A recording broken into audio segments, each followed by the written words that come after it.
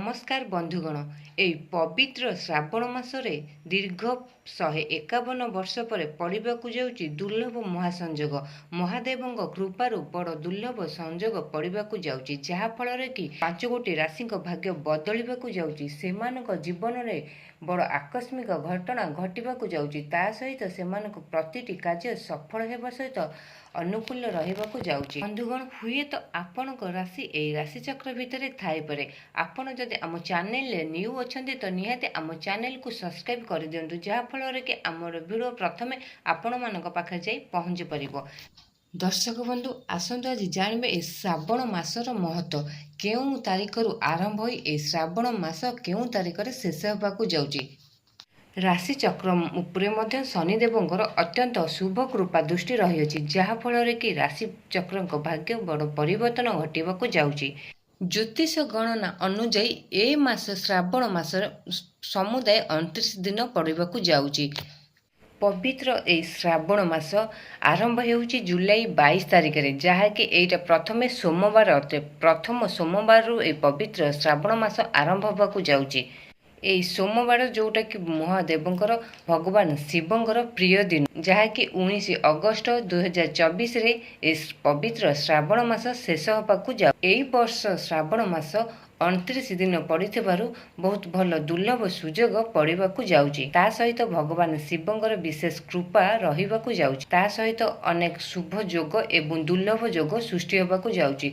तो दर्शक बंधु एबे आसंतु जानिबा एही 5 गोटी राशिफल विषय रे। एही 5 गोटी राशि भाग्य बदलिबाकु जाउची। प्रथम भाग्यशाली राशि के आसंतु जानिबा। प्रथम भाग्यशाली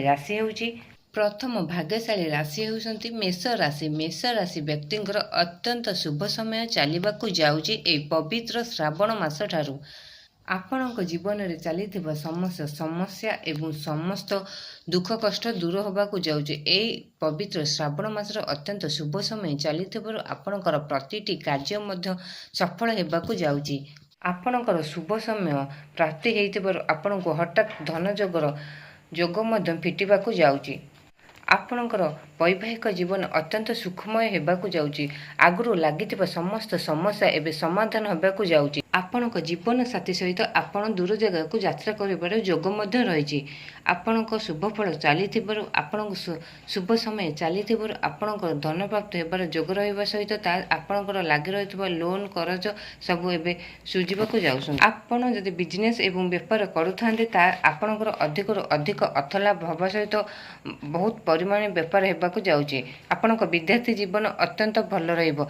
उच्च पदवी पाइबा सहित आपण चाकरी क्षेत्र अधिक परिमाण दरमा मिलवाकू सुजोग मध्य रही। आपण मन लाखि चाकरीटी पाइपरिबे। एही समय रे आपणक परिवार सुख समृद्धि बढ़िबा सहित समाज रे आपणकर मान सम्मान प्रतिष्ठा हेबाकू जाउची। एही पवित्र श्रावण मास आपणक पई अत्यंत शुभ हेइतबारु आपणकर प्रतिटी कार्य रे सफलता पाइबा सहित अनुकूल परिवेश सृष्टि हेबाकू आपणकर जाउची।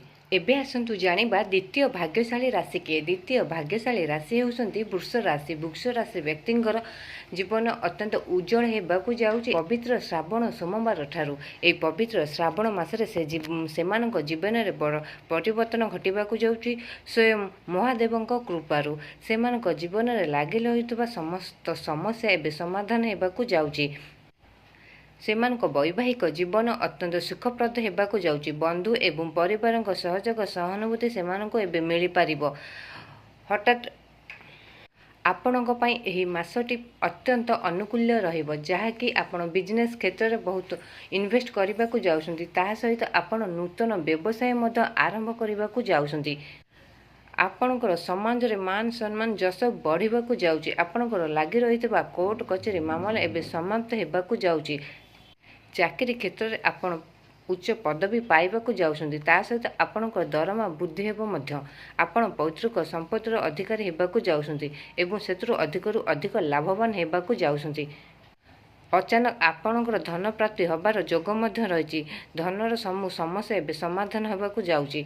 आपणक पई एई मासटी अत्यंत शुभ थिबारु आपण प्रतिटी क्षेत्र में सफलता पाइबे। एबे आसंतु जानिबा दर्शक बंधु तृतीय भाग्यशाली राशि के। तृतीय भाग्यशाली राशि हेउसंती सिंह राशि। सिंह राशिंकर एबे अत्यंत शुभ समय चालुथिबारु आयर रास्ता खोलिबाकू जाउची। ଆପଣଙ୍କର ଅଟକି ରହିଥିବା ସମସ୍ତ କାର୍ଯ୍ୟ ଏବେ ସମାପ୍ତ ହେବାକୁ ଯାଉଛି। ପ୍ରତିଟି କ୍ଷେତ୍ରରେ ଆପଣ ସଫଳତା ପାଇବାକୁ ଯାଉଛନ୍ତି।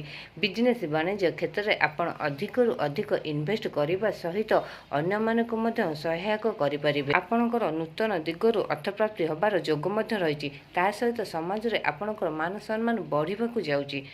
ଏହି ସମୟରେ ଆପଣଙ୍କ ପରିବାର ସୁଖ ସମୃଦ୍ଧି ବଢ଼ିବା ସହିତ ବନ୍ଧୁ ପରିବାର ବର୍ଗଙ୍କ ସହିତ ଆପଣ ପ୍ରତିଟି କାର୍ଯ୍ୟରେ ସଫଳତା ପାଇବେ। ଏହି ରାଶିର ବ୍ୟକ୍ତିମାନେ ଯେଉଁମାନେ ବେରୋଜଗାରିଆ ଥିଲେ ସେମାନଙ୍କ ପାଇଁ ଅତ୍ୟନ୍ତ ଶୁଭ ଫଳ ରହିଛି। ସେମାନଙ୍କ ମନପସନ୍ଦର ଚାକିରି ମିଳିବା ସହିତ ମନପସନ୍ଦ ଦରମା ମଧ୍ୟ ସେମାନେ ପ୍ରାପ୍ତି ହେବାକୁ ଯାଉଛନ୍ତି। ତ ଦର୍ଶକ ବନ୍ଧୁ, ଏବେ ଆସନ୍ତୁ ଜାଣିବା ଚତୁର୍ଥ ଭାଗ୍ୟଶାଳୀ ରାଶି କେ। ଚତୁର୍ଥ ଭାଗ୍ୟଶାଳୀ ରାଶି ହେଉଛନ୍ତି ତୁଳା ରାଶି। ତୁଳା ରାଶିର ଅତ୍ୟନ୍ତ ଶୁଭଦାୟକ ଚାଲିଥିବାରୁ ସେମାନଙ୍କ ଜୀବନରେ ବହୁତ ଖୁସି ଆସିବାକୁ ଯାଉଛି। ତା ସହିତ ସେମାନଙ୍କ ସମସ୍ୟା ସବୁ ସମାଧାନ ହେବାକୁ ଯାଉଛି। ସ୍ୱାସ୍ଥ୍ୟାବସ୍ଥାରେ ନୂତନ ପରିବର୍ତ୍ତନ ଦେଖାଦେଇପାରେ। ଆଗରୁ ଲାଗି ରହିଥିବା ସମସ୍ତ ସ୍ୱାସ୍ଥ୍ୟାବସ୍ଥା ଏବେ ସମାପ୍ତ ହେବାକୁ ଯାଉଛି। ବୈବାହିକ ଜୀବନ ସେମାନଙ୍କର ଅତ୍ୟନ୍ତ ସୁଖପ୍ରଦ ହେବା ସହିତ ତୀର୍ଥସ୍ଥାନକୁ ଯାତ୍ରା କରିବାର ମଧ୍ୟ ସେମାନଙ୍କର ଯୋଗ ରହିଛି। ଆପଣଙ୍କର ଆର୍ଥିକ ଦିଗରୁ ଉନ୍ନତି ହେବା ସହ ସ୍ୱାସ୍ଥ୍ୟ ଠିକ୍ ରହିବା ସହିତ ଆଗରୁ ଲାଗିକି ରହିଥିବା ସମସ୍ତ ସ୍ୱାସ୍ଥ୍ୟ ଅବସ୍ଥା ଏବେ ସମାପ୍ତ ହେବାକୁ ଯାଉଛି। ସାମାନ୍ୟ ଚେଷ୍ଟାର ଅଧିକ ଉପାର୍ଜନ ଆପଣ କରିପାରନ୍ତି। ବିରାଟ ଯାତ୍ରାର ଯୋଜନା ମଧ୍ୟ ଆପଣଙ୍କର ହୋଇପାରେ। ମାନ ସମ୍ମାନ ବୃଦ୍ଧି ସହିତ ବ୍ୟବସାୟ ବାଣିଜ୍ୟ କ୍ଷେତ୍ରରେ ଉତ୍ତମ ରୋଜଗାର ହେବାକୁ ଯାଉଛନ୍ତି। ନୂତନ ଆୟର ପନ୍ଥା ମଧ୍ୟ ଆପଣଙ୍କର ଖୋଲିବାକୁ ଯାଉଛି। ପ୍ରତିଟି କାର୍ଯ୍ୟରେ ଆପଣ ଏହି ପବିତ୍ର ଶ୍ରାବଣ ମାସଠୁ ସଫଳତା ପାଇପାରିବେ। ତ ବନ୍ଧୁଗଣ, ଏବେ ଆସନ୍ତୁ ଜାଣିବା ପଞ୍ଚମ ଭାଗ୍ୟଶାଳୀ ରାଶି କିଏ। ପଞ୍ଚମ ଭାଗ୍ୟଶାଳୀ ରାଶି ହେଉଛନ୍ତି ମକର ରାଶି। ମକର ରାଶି ବ୍ୟକ୍ତିଙ୍କର ବହୁତ ଖୁବ୍ ଭଲ ସମୟ ପ୍ରଭୁ ମହାଦେବଙ୍କ କୃପାରୁ ଚାଲିବାକୁ ଯାଉଛି। ଏହି ପବିତ୍ର ଶ୍ରାବଣ ମାସ ଠାରୁ କର୍ମକ୍ଷେତ୍ରରେ କିଛି ନୂଆ ସୁଯୋଗ ଆପଣଙ୍କର ଆସିପାରେ। ଛାତ୍ରଛାତ୍ରୀମାନେ କଠିନ ପରିଶ୍ରମ କରିବା ସହିତ ପାଠପଢ଼ାରେ ମନୋଯୋଗ ଦେଇ ପରୀକ୍ଷାରେ ଉତ୍ତୀର୍ଣ୍ଣ ହେବେ। ରାଜନୈତିକ କ୍ଷେତ୍ରରେ ମଧ୍ୟ ଆପଣ ଆତ୍ମସନ୍ତୋଷ ମିଳିପାରେ। ବିଜନେସ୍ ବେପାରରେ ଆପଣ ବହୁତ ଭଲ ଇନଭେଷ୍ଟ କରିବାକୁ ଯାଉଛନ୍ତି। ଦାମ୍ପତ୍ୟ ଜୀବନ ଆପଣଙ୍କର ଆଶାଜନକ ଫଳପ୍ରାପ୍ତି ହେବା ସହିତ ସବୁ ସମସ୍ୟା ସମାଧାନ ହେବାକୁ ଯାଉଛି। କର୍ମକ୍ଷେତ୍ରରେ ସହଯୋଗୀମାନଙ୍କ ସହିତ ଆପଣ ଭଲ ପ୍ରତିଷ୍ଠାମାନ ହେବାକୁ ଯାଉଛନ୍ତି ଏବଂ ସମ୍ମାନ ବୃଦ୍ଧି ହେବାକୁ ଆପଣଙ୍କର ଲାଗିବ। ଭୌତିକ ସମ୍ପତ୍ତିକୁ ନେଇ ପରିବାରରେ ଯେଉଁ ଅଶାନ୍ତି ଲାଗି ରହୁଥିଲା ଏବେ ସମାପ୍ତ ହେବାକୁ ଯାଉଛି, ଯାହାଫଳରେ କି ଆପଣ ଭୌତିକ ସମ୍ପତ୍ତିରେ ଲାଭବାନ ହେବାକୁ ଯାଉଛନ୍ତି। ଚାକିରି କ୍ଷେତ୍ରରେ ଆପଣ ବଡ଼ ପଦୋନ୍ନତି ପାଇପାରନ୍ତି। ଆପଣଙ୍କ ମନ ମୁତାବକ ଚାକିରିଟିଏ ମଧ୍ୟ ଆପଣଙ୍କୁ ମିଳିପାରେ। ଭଗବାନ ଶିବଙ୍କ କୃପାରୁ ଆପଣଙ୍କର ମାସଟି ଅତ୍ୟନ୍ତ ଶୁଭଦାୟକ ଏବଂ ଭଲ ଫଳ ମଧ୍ୟ ପାଇବେ।